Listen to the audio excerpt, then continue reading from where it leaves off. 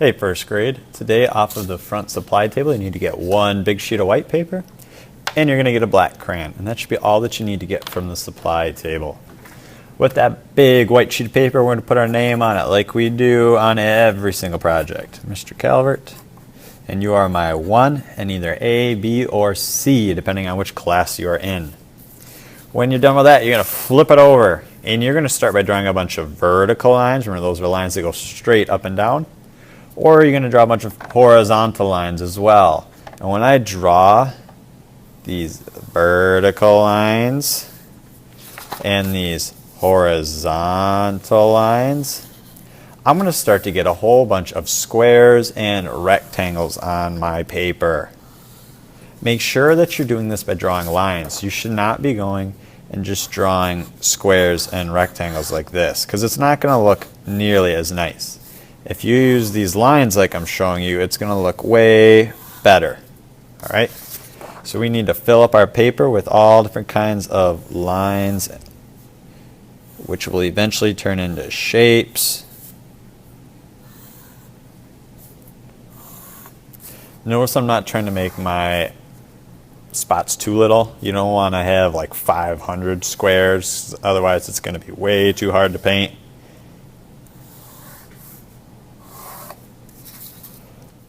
Once I have a whole bunch of squares and rectangles, now I can come in and I can add a couple other lines. I could do some diagonals. Maybe I want to do a curved line, something like this. Or an angled line, like that. You don't have to do it in every single one. I would suggest that you don't do it in every single one. You can see I just did it to a few. The last thing I'm going to do with my drawing is I'm going to add some symbols like we saw with Mr. Joaquin Torres Garcia's artwork, which could be a person. You could do a stick person. Usually I tell you not to do a stick person, but today I'm going to let you. You might want to do a house.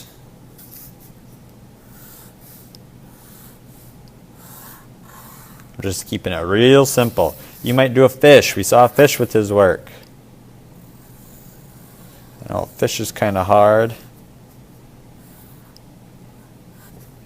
Or any other kind of symbols that you can think of. You could do the sun. You could do all different kinds of things.